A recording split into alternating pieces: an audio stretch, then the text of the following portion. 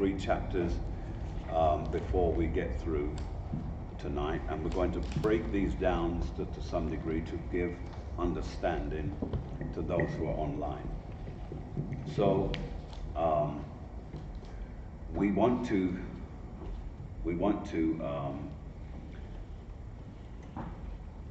go through the breakdown of the book of Maccabees. Now,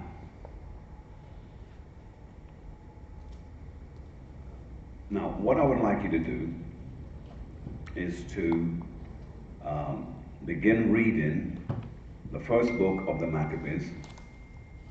Someone seems to be interrupting so forgive me. All right.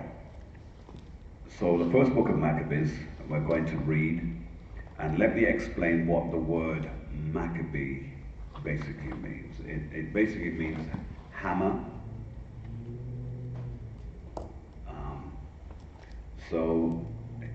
And there's another terminology used for the word Maccabees, which slips me at the moment.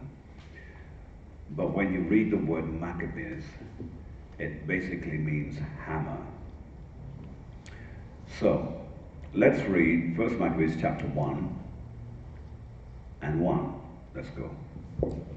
In the Apocrypha, 1 Maccabees chapter 1, verse 1. And it happened after that Alexander, son of Philip, the Macedonian, who came out of the land of Chittim. Now Chittim is Rome. That's Romans, okay? Let's go. Had smitten. And in fact, let's prove that quickly. Just go to Daniel chapter 11 and verse 30. Daniel 11 and 30, we'll read that.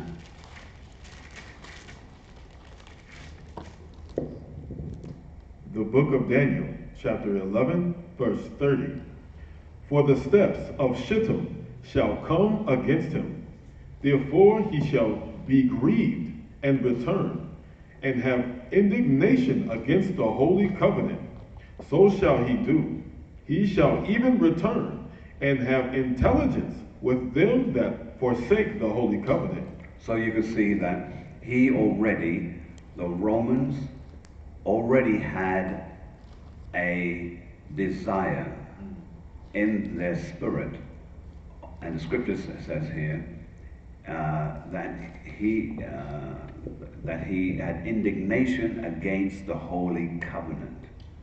So it's already in their spirit to hate the law, the word of God, the ordinances.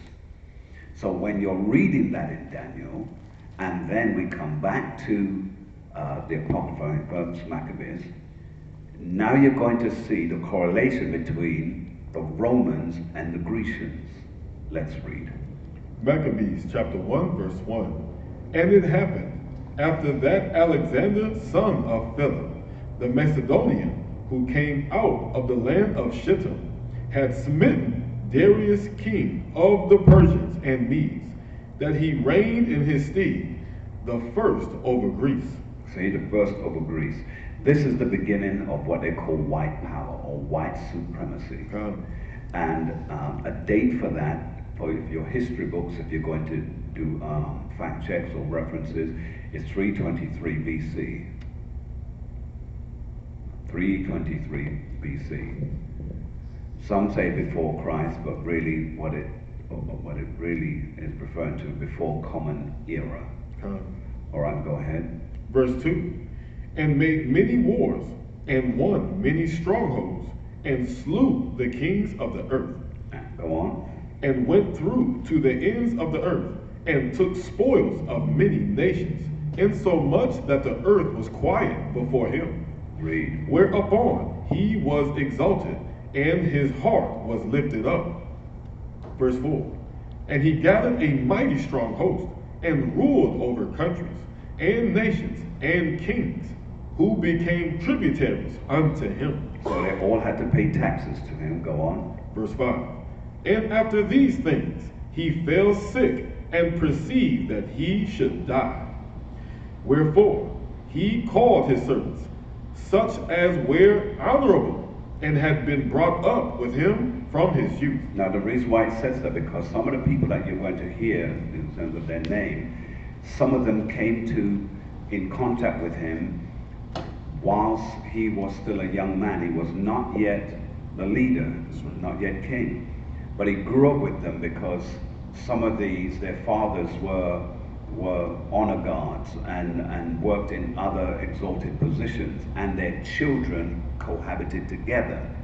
So, but it was these children that he played with and grew up with, who later on became his friends, that went into battle with him. All right? So I'm just trying to give you a layout of the picture. Go ahead. And had been brought up with him from his youth. Read. And parted his kingdom among them while he was yet alive. So Alexander reigned 12 years. 12 years. 12, it is pivotal because 12 means foundation, but it also means judgment. So the Most High God brought judgment on him in the 12th year of his reign, and he took his life. Read. So Alexander reigned 12 years and then died. And his servants bare rule, every one in his place. Read. And after his death, they all put crowns upon themselves. They did what? They all put crowns upon themselves. And that, you will notice, has become a trait with the Edomites. They will always pass down crowns. It's become one of their staple things that they do within their rulership. Put a crown on their head, because they see themselves as being gods of men. Let's read. Yes, sir. So did their sons after them many years, and evils were multiplied in the earth. Now, to get a biblical reference of that, you have to go to Job chapter 9 and 24. So if we go to Job chapter 9 and 24 very quickly, you can begin to see, again, the correlation. Job 9, 24. Read what you got. The book of Job, chapter 9, verse 24. The earth is given into the hand of the wicked. He covereth the faces of the judges thereof. If not, where? And who is he? So we can see then that this has given us the clear indication as to whom it's speaking of. Now the reference to this also is still in 1 Maccabees chapter 3 and 48. So if we just hop there just very quickly, we're going to read that, and then I'm going to give you the tie-in. 1 Maccabees chapter 3 verse 48. And laid open the book of the law. See that? Go on. Wherein the heathen had sought to paint the likeness of their images. So all our laws in our books, just like today, people tend to think that, what does it mean, paint their images? Well, it was common back then that when the book of the law was put together, the writer of the book, an image of him was painted. That's right. Because obviously they weren't taking photographs and all of that. So they painted the image of the likeness of Jeremiah, Zedekiah, Zephaniah, all of them, their images were painted, and it was placed into a compilation of what we call the law. Now when they saw this, remember we already established who they were. The who is Shittim, which is the Romans. The who is the Grecians, which are the Greeks. They saw this, and they saw that the people that followed the law honored the men that were in there and saw them as great men of God. So they came up with the invention, if we can take their image out and put our image in, they would have to honor us and see us as being men of God likewise. But they weren't planning on doing that with the generation to whom it was now taking place. They were thinking about the future. That's what you got to hand it to these people. They were geniuses. They weren't just looking at who's here now. They couldn't care less about it because they know they can kill you and you're going to die. But if the book remains and their image is in it, their children are going to grow up seeing a new image and seeing, having a new understanding. That's right. It shows you how insidious these people are. Now, if I gave you one other scriptures, I'll just give it to you as a reference. In fact, let's go to this one. Let's go to Wisdom of Solomon, chapter 15 and 4. 15 and 4. Wisdom of Solomon, 15 and 4.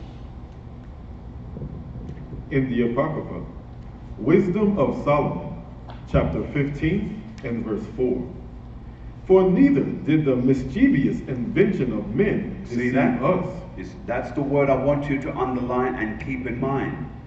It's letting you know that this was a mischievous invention. That's right. What invention? Replacing the look of their people to look of these Edomites. That was the mischievousness that was going on. Let's read on. Or an image spotted with divers colors. Say that again. Or, Salaki, nor an image spotted with divers colors. So they saw that our works were bright. They showed black men in royal costumes and they made them look like noblemen. Read on. The painter's fruitless labor. See? So now you're seeing the tie-in. Khan? All right, let's go. And then if you please, you can also go to Daniel, but we're not dealing with it like that because I want us to try and get through as much of this book as possible. Let's go. Verse Salaki, First Maccabees, chapter 1, verse 10. And there came out of them a wicked root, Antiochus, surnamed Epiphanes, son of Antiochus, the king. So let's just explain something about Antiochus. Antiochus, that we read about, again, he was a Greek. He was an individual who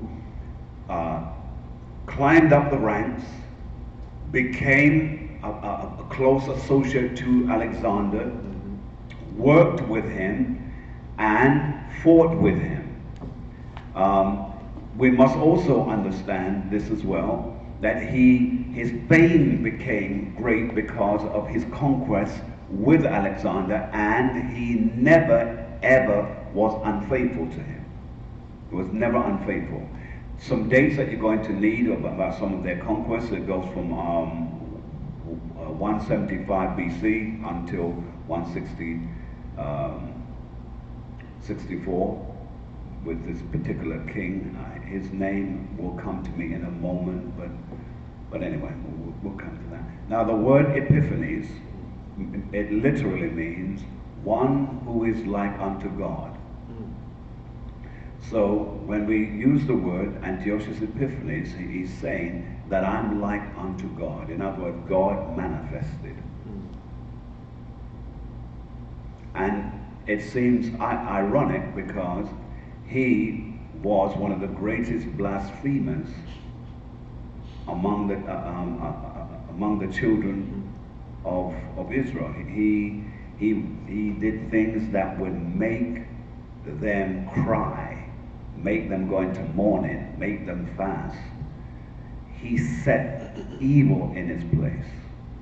All right, continue, sir. Let's go back.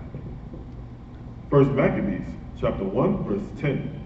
And there came out of them a wicked root, Antiochus, surnamed Epiphanes, son of Antiochus, the king, who had been an hostage at Rome. And he reigned in the 137th year of the king of the Greeks, Slaki, of the kingdom of the Greeks. In those days went there out of Israel wicked men, who persuaded many, saying, let us go and make a covenant with the heathen. Now these were Israelites, but they were wicked Israelites. Continue. That are round about us. For since we departed from them, we have had much sorrow. Read. So this device pleased them well. Then certain of the people were so forward herein, that they went to the king, who gave them license to do after the ordinances of the heathen. Notice that they had license to go and do everything that the heathens do. Continue. Verse 14. Whereupon they built a place of exercise at Jerusalem, according to the customs of the heathen. So they built a place of exercise. This is the first time in the scriptures where you're reading about exercise stadiums and gymnasiums. You see these things today and you think these are new inventions. No, they're not. The scripture says there's nothing new under the sun. That's right. But here is the difference. They were carnal. When they would have these exercise places, they would strip naked and they would wrestle man to man. This was also a part of the encouragement of homosexuality. You know, two grown men, young men, wrestling naked and rolling over on each other, that's ungodly. But this is what they did, and they did it because A, they liked to see the human body in action, and B, they got thrills from it. So when we read on, verse 14, whereupon they built a place of exercise at Jerusalem, according to the customs of the heathen. now watch this, read. And made themselves uncircumcised. Read. And forsook the holy covenant. Read. And joined themselves to the heathen, and were sold to do mischief. Sold to do mischief. That's why when you look at the Greek paintings and you see Israelites, these Israelites in the paintings wrestling, you will see that their foreskin is still there.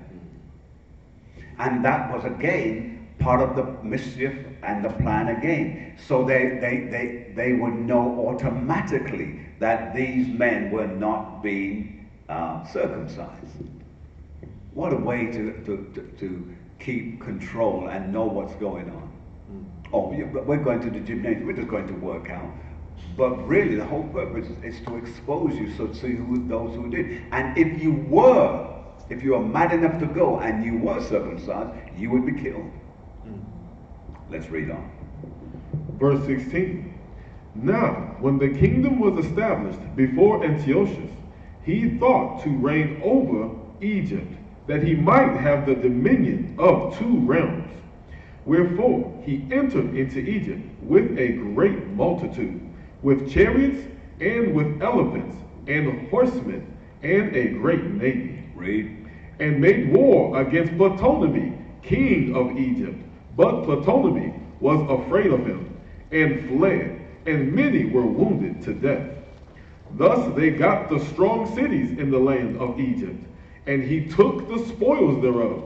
And after that Antiochus had smitten Egypt, he returned again in the 143rd year. Read. And went up against Israel and Jerusalem with a great multitude, and entered proudly into the sanctuary, and took away the golden altar, and the candlestick of light, and all the vessels thereof, and the table of the showbread, and the pouring vessels, and the vials, and the censers of gold, and the vial, and the crowns, and the golden ornaments that were before the temple, all which he pulled off.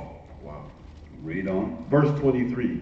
He took also the silver and the gold, and the precious vessels.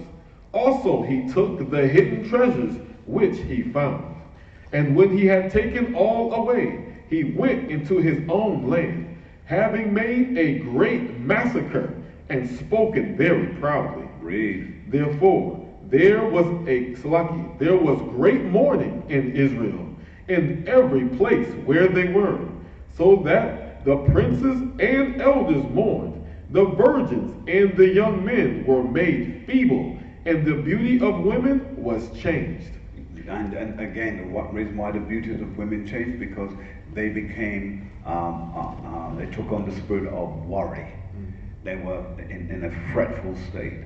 And you know, when something is threatening you, it causes you to fret, and the fret of that causes it to change your countenance. So that's really what it's speaking about in terms of their beauties was changed. Because when anxiety comes and then you pass on the anxiety to your children, you live that way. That's hell. But let's read on. Verse 27. Every bridegroom took up lamentation, and she that sat in the marriage chamber was in heaviness. The land also was moved for the inhabitants thereof, and all the house of Jacob was covered with confusion. Covered with confusion. That's just check the door, if you please. All right. Keys there? No, but when he opens it. Oh yeah, got you. Go ahead. Verse 29. And after 2 years fully expired, the king sent his chief collector of tribute unto the cities of Judah, who came unto Jerusalem with a great multitude. Read. And spake peaceable words unto them. Now, this again, you should underline this, because this is again a notable act that Esau always uses. Yeah. They come speaking soothe words, nice and polite and all the rest of it, when really they have an ulterior motive. Right. Let's read, please. For when they had given him Salaki, but all Salaki, let me start from the beginning. First Maccabees chapter 1, verse 29, verse 30. And spake peaceable words unto them, but all was deceit. For when they had given them credence, he fell suddenly upon the city. See that? Mm-hmm. When they got credence, when they got the fair way, the right of way, then they attacked. Mm-hmm. Again. That's why the scripture tells us about them. In fact, one scripture tells us that his words will cause your hands to be rusted. Let me see if I can find that scripture real quick. If somebody find that for me, because I don't want to lose my concentration. Go ahead, please. For when they had given him credence, he fell suddenly upon the city, mm-hmm. and smote it very sore, and destroyed much people in Israel. Read. And when he had taken the spoils of the city, he set it on fire, and pulled down the houses and walls thereof on every side. Read. But the women and children took they captive, and possessed the cattle. So they took the people as captive, and other made them slaves. Go on. And possessed the cattle. Read. Then builded they the city of David with a great and strong wall, and with mighty towers, and made it a stronghold for them. Read. And they put therein a sinful nation, wicked men, and fortified themselves therein. Read. They stored it also with armor and victuals. And when they had gathered together the spoils of Jerusalem, they laid them up there. And so they became a sore snare. Read. For it was a place to lie in wait against the sanctuary, and an evil adversary to Israel. Read on. Verse 37. Thus they shed innocent blood. They did what? Thus they shed innocent blood. Read. On every side of the sanctuary, and defiled it. Read. Insomuch that the inhabitants of Jerusalem fled because of them. Whereupon the city was made an habitation of strangers. A habitation of what? A habitation of strangers, and became strange to those that were born in her. And her own children left her. I'll go to 2nd Ezra chapter 15 and 56. 2nd Ezra chapter 15, verse 56. Like as thou hast done unto my chosen, saith the Most High, even so shall God do unto thee, and shall deliver thee unto mischief. Read on. Thy children shall die of hunger, and thou shalt fail through the sword. Salaki, thou shalt fall through the sword. Thy city shall be broken down, and all thine shall perish with the sword in the field. Numbers 35 and 33.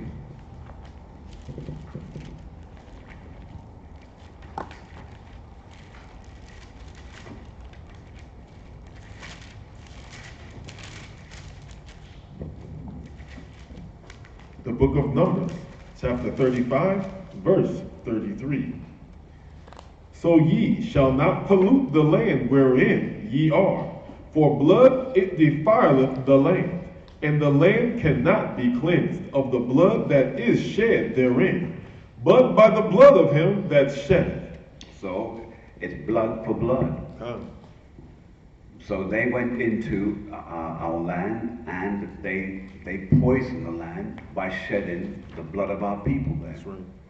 Now that you've done that, in order for that land to be clean again, it's going to require the blood of those who shed the blood in the first place.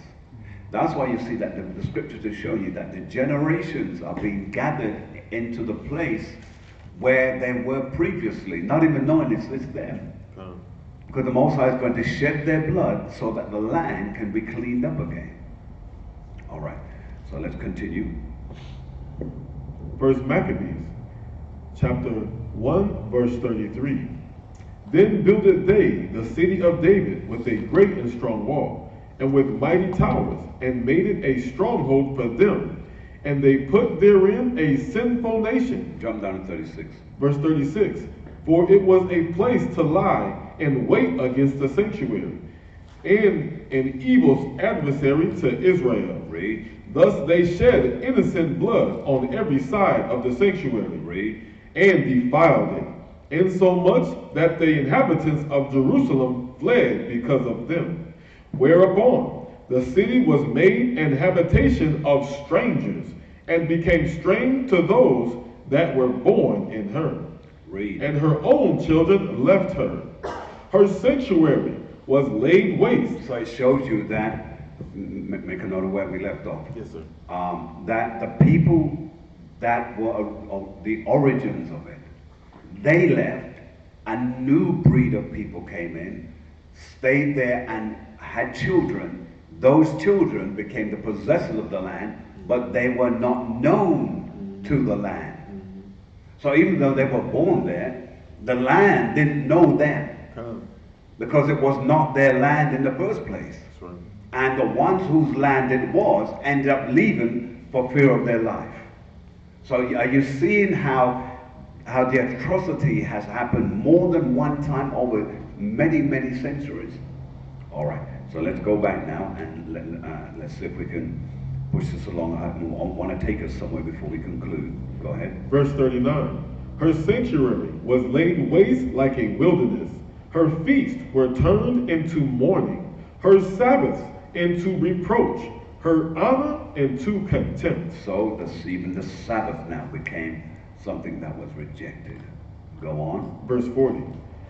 As had been her glory, so was her dishonor increased, and her excellency was turned into mourning. Read. Moreover, King Antiochus wrote to his whole kingdom that all should be one people. So now he's making it absolutely clear that I want everyone to be one people. I don't want there to be a Jew. I don't want there to be a Hittite or a Philistine. You all are here. You're going to be one people, and the one people that you're going to be Greeks. Sound like New World Order. Yeah. And that's why this is the introduction and the invention of white supremacy.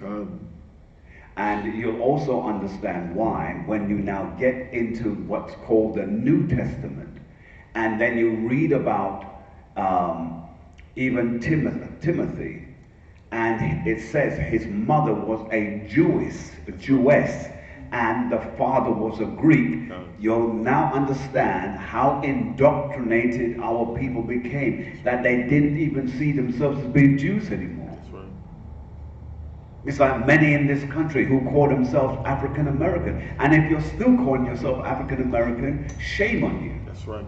Because you are not African American.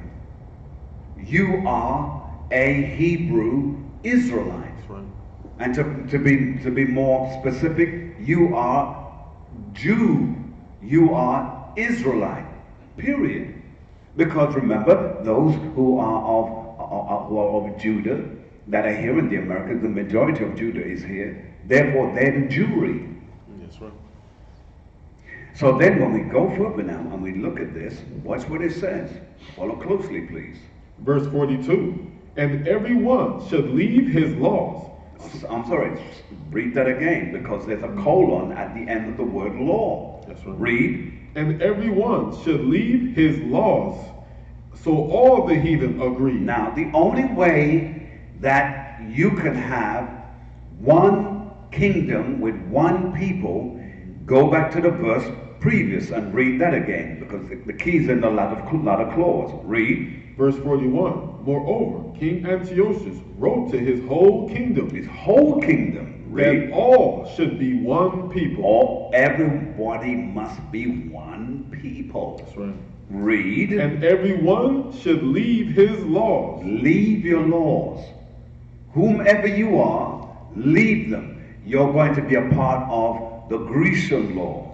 Read. So all the heathen agree according to the commandment of the king. Read. Yea, many also of the Israelites. It didn't say some, it said many of the Israelites. Read. Consented to his religion. Consented to his religion. Here we see the word religion. That's right. Now remember, we see the word religion in the New Testament. I believe you see it in the book of James. I can't remember where else you'll see it. But you'll see it maybe just a couple of times in the New Testament. But here, for the very first time, the word religion is now come up.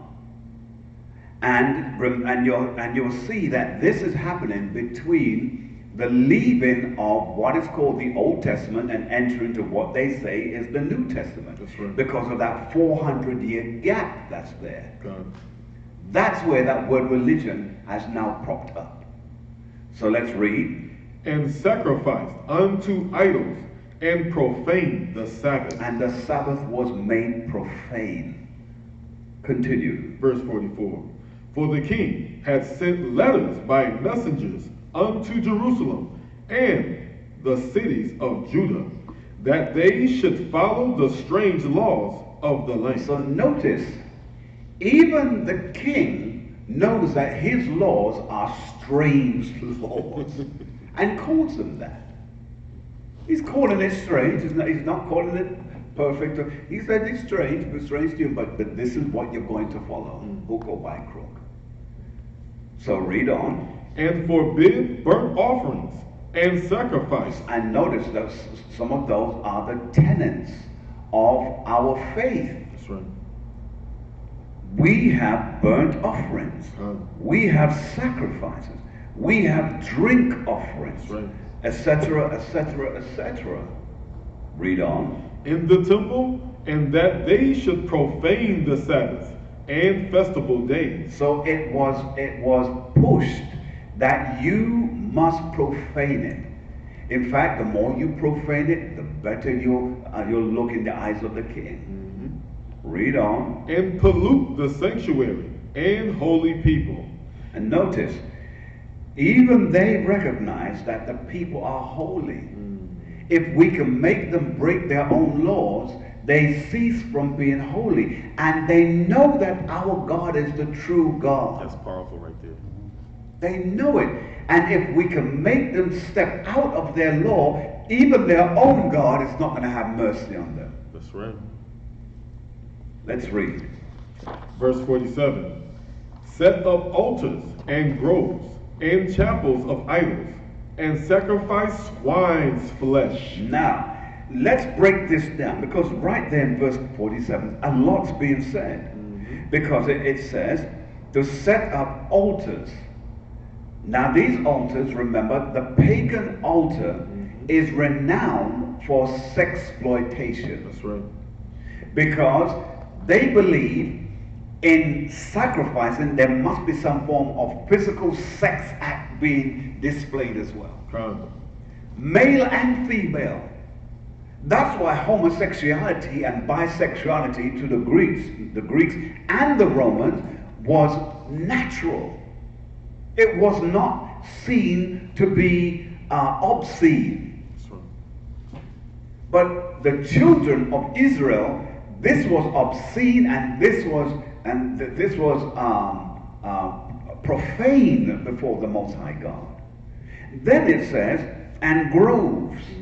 So they went into the forestry and they cut trees out, and then they started to carve their gods on the trees and set up these little places of worship and display. That's right. And then it goes on to say, and chapels of idols. You see, the word chapel here is mentioned again for the first time, letting us know that they set up buildings to have their gods in there, to display them. And we all know what a chapel is. A chapel is a place where you go and we're conditioned to understand that's where you go and pray and so on and so That's on. right. But these chapels, they had many gods in there. Now, if you look in the book of Acts, you will read also about Mars Hill, M-A-R-S, Mars Hill, named after one of the Greek gods. And what they did there, they had many gods lined up there. So then when strangers came into the city, they could go to one of these images, and if they found the one that was theirs, because remember, they had all the gods there. That's right. So now they can pick and choose. Oh, my God is there, I'll go and pray to him. Oh, my God is Zoroaster is there, I'll go and pray to him. But notice what happened in the rendition with Paul on Mars Hill. But then they set up a plaque because they couldn't do an image. And there on this plaque it said, to the unknown God. God. Now Paul right there knew what this was about, because now this is speaking about his God. They can't do an image, but they know that there are some people who worship this God, and we only know him as the unknown God because he only knows one group of people. God. And Paul knew how to get with that one. And then, let me not be carried away on that, because there's a whole lot in that. But then it says, and they said, and sacrifice swine's flesh. Swine's flesh. Because they knew that that is an abomination. That's right. And unclean beasts. And when it uses that, because it's speaking about all the other unclean beasts. Because, by the way, for those of you who have looked into the ancient history of it, they would sacrifice things like bats. That's right. And rats. Right. Huh? What type of God are they serving that they could put this forth and believe it would be acceptable? Let's read on. Verse 48. That they should leave their children uncircumcised. Let's read that again. That they should leave their children uncircumcised. Read. And make their souls abominable, and with all manner of uncleanness and profanation. So now we're seeing that it's saying that they should also leave their children uncircumcised. Remember what we just discovered. Right. Now they've got gymnasium. They now have a means, because remember, children exercise in the gymnasium along with adults. That's right. Because this is how for those of you that maybe, well, how do you know? Well, remember, the Greeks are known for having relations with little boys. So here it tells us that they should also leave their children uncircumcised and make their souls an abomination with all manner of uncleanness and profanation. So here we see, they know that this would be an insult or tantamount to a slap in the face of Yahweh. That's right. Let's go to 2 Maccabees chapter 6 through 9. Let's just read that for a quick moment. And let me find something here as well. Read what you got when you got it. Second Maccabees, chapter 6, verse 6. Neither was it lawful for a man to keep Sabbath days or ancient feasts, or to profess himself at all to be a Jew. In the day of the king's birth, every month they were brought by bitter constraint to eat of the sacrifices.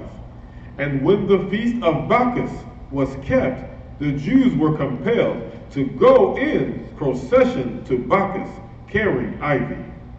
Moreover, there went out a decree to the neighbor cities of the heathen by the suggestion of Ptolemy against the Jews, that they should observe the same fashions and be partakers of their sacrifices. And whoso would not conform themselves to to the manners of the Gentiles, should be put to death. Should be what? Should be put to death. Should be put to death. And by the way, it's Ptolemy with the P silent. But watch this now.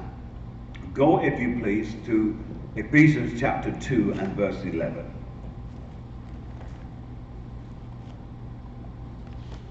Ephesians chapter 2, verse 11.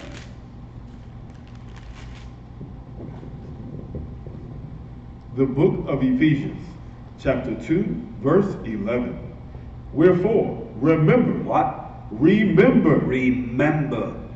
Read. That ye, being in times past. In times past.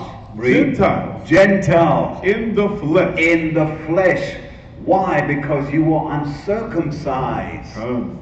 You were uncircumcised. So remember, in case you're getting all uppity now, Paul said, let me remind you, the church of Ephesians, you in times past, you were also a Gentile in the flesh. Let's read. Who are called uncircumcision. Read. By that which is called the circumcision. So you were called uncircumcised by those who were circumcised. That's right. Read. By which is called the circumcision in the flesh made by hands. So circumcision in the flesh made by hands. Because he's speaking now about the body. That's right. The body. All right, we'll drop that. Let's go back, if you please. Second Maccabees, First Maccabees. We'll go back to First Maccabees. Yes, sir. First Maccabees, chapter 1, verse 49. To the end they might forget the law and change Read all. it again. Read it again. To the end they might forget the law. See, might forget the law. This is what they were trying to do, to get the children of Israel to forget the law. Read. And change all the ordinances. Some of the ordinances. All the ordinances. All of the ordinances that were getting them to change. Continue. And whosoever would not do according to the commandment of the king, he said he should die. He should die.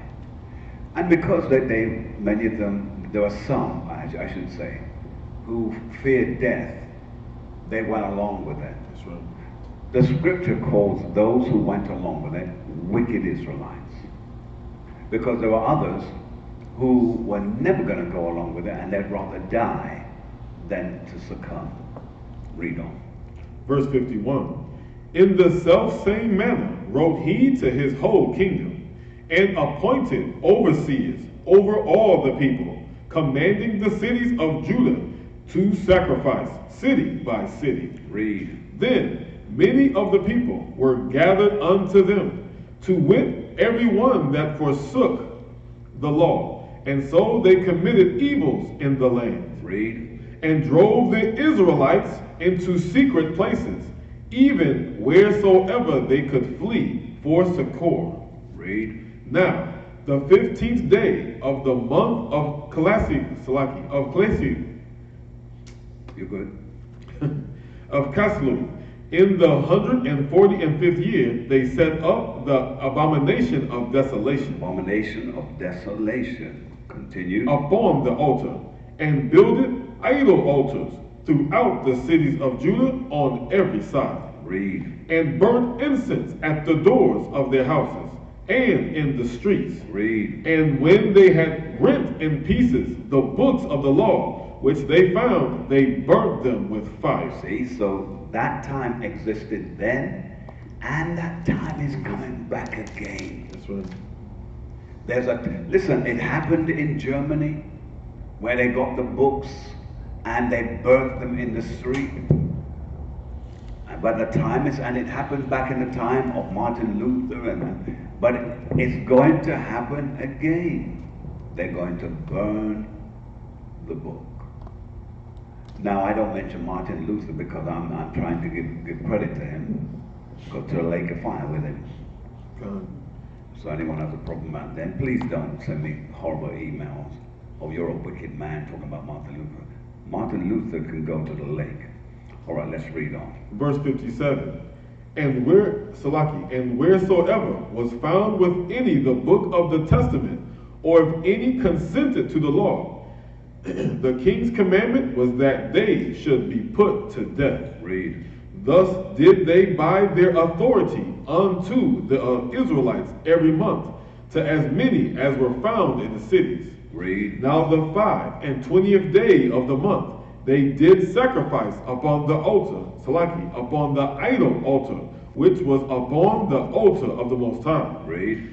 At which time, according to the commandment, they put to death. According to the commandment, read. They put to death certain women that had caused their children to be circumcised. Read. And they hanged the infants about their necks, and rifled their houses, and slew them that had circumcised them. So they would kill the child and hang the child around their neck and let them walk with the child publicly.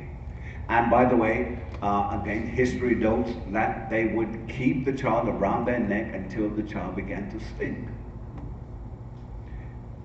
Now you see why Yahweh cannot let this nation of people go. That's right. And then some of them have the unmitigated goal. The Sage is about love. And why can't we all get together? No, we can't get together, and this is not about love for you. Let's read. Verse 62. Howbeit, many in Israel were fully resolved, and confirmed in themselves not to eat any unclean thing. Read. Wherefore they chose rather to die. They did what? Wherefore they chose rather to die. They did what? Wherefore they chose rather to die.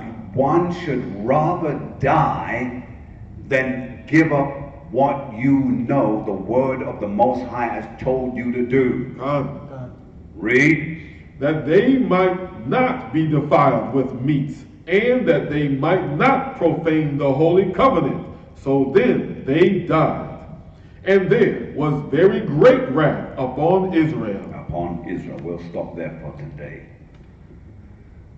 Wow, that's heavy, isn't it? Yes, sir. Yes. Now that we're reading it, and we're breaking it down and giving the precepts of scriptures to go along with it, you begin to see that this is what happened to us just didn't happen to us. No, sir. The nations of the world have always known who we are. Today they know who you are. And the irony is that we who don't know who we are, other people know who we are, and we're refusing the right to call ourselves Israel. Because they use the image to change the laws, to change the statutes, to change the commandments. That's right. It's a terrible thing. Any questions before we conclude? Any questions? All right then. Any questions online? Yeah. I know like a hesitation on the feed. Yeah. Pastor, as you're reading, you say like he knows if we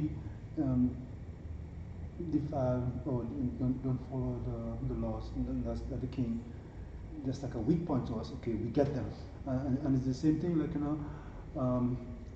like where when Moses, when they were fighting the war, and they had to put up Moses' hand because, like you put up your hand and you're gonna win.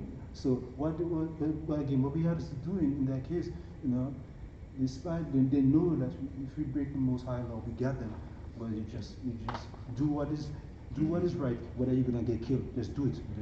Right.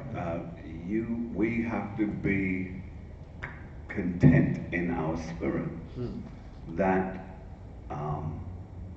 I would rather die in the truth than to live in a lie. That's right. The moment we cease doing the law, we become a lie, and we make our Father a liar, and the scripture says it is impossible for him to lie. Therefore, we have to die. We're not going to stand for the truth. We have to die. Questions? In Numbers 35 and 33, where it talked about the blood being shed, I found that quite interesting about how Numbers 35 and 33. Numbers 35 and 33.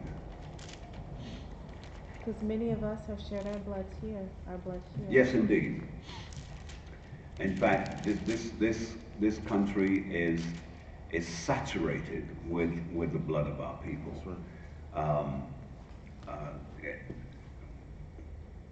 Go to Leviticus chapter 17 and 1. 17 and 1. Yeah.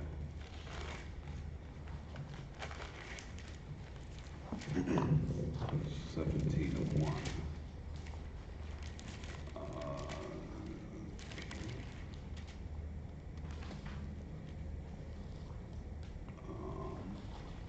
Go ahead. 11, sir. 11. 17 and 11. 17 and 11, yeah.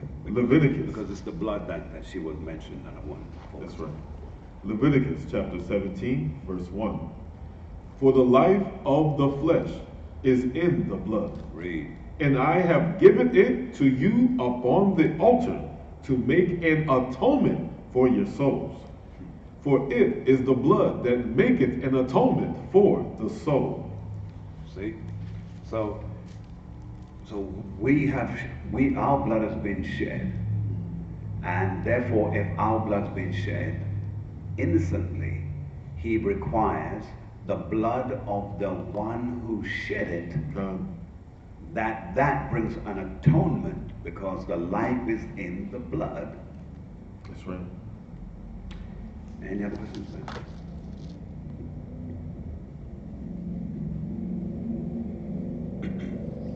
Someone said online, our kryptonite is breaking the laws, statutes, and commandments. Absolutely. When we break the law, statutes, and commandments, that's like opening up a Pandora's box of kryptonite on ourselves, because the enemy, he knows that the Most High God is going to bring great wrath on us, and we're going to suffer the consequence. And here's the thing, not only us, what we do will be poured onto our children as well. That's right. You see, this is why you notice, even when our brother cursed, instead of cursing the son, he cursed his children. Because it's a hard thing for your children to suffer the consequence of your sin. All right. Any others? Another comment. The centurions are once again slaughtering the sons and daughters of Yahweh. I don't hear. The centurions are once again slaughtering the sons and daughters of Yahweh. Yes, and those centurions are the so-called racist squad. They're called police. That's right. You know, the racist police. They're out there. You know, and by the way, let me make this very clear so that everybody gets it. In case it's not quite clicking. The killing of our people has been going on for years. That's right. The only reason why you know about it now is because people are taking their camera out and they're videoing it. That's it. But police have been killing and some of the bodies that they found of our people that have been thrown on the wayside or backed up in some bush somewhere. Yeah. It's the police who's done it. And then they turn up later on, oh, a homicide, let's go and check this out. And you did it. But now, because people can be driving by and having their phones filming you, you think twice. Look at that cop. I don't remember what city it was. He got on top of that young woman and he was pounding her like he was fighting a man. This guy had to be at least 215 or 20 pounds. He was on top of this little young black girl and he was laying into her. And yet the news does not show us the picture of what she looks like after that. No. That's why this country is going to be destroyed, and that without remedy. That's right. All right. I better quit whilst I'm still keeping myself together. All right. To all of you out there, we hope that you've enjoyed the teaching. And again, I've been challenging you to speak to a friend, mother, father, brother, sister, and introduce them to this teaching. Introduce them to it. Don't just you look at it. Get them to listen also. Wake them up. Because we want as many of our people to be waking up to this truth before the end of this year, as many as possible, because we don't know what's going to happen. That president we call Trump, he's stirring the pot. Anything can kick off. And if you're just going to seek after yourself, shame on you. You've got to be your brother's keeper. So we look forward to getting the good. And remember, come online. If you want personal teaching, come online. Drop me a message and I'll talk to you. And we can work something out that you can get caught up with this teaching, to get the basics together, and then you can go online and follow the lessons. All right? So to all of you, I bid you a good evening, and we look forward to speaking to you again on the Sabbath. Shalom.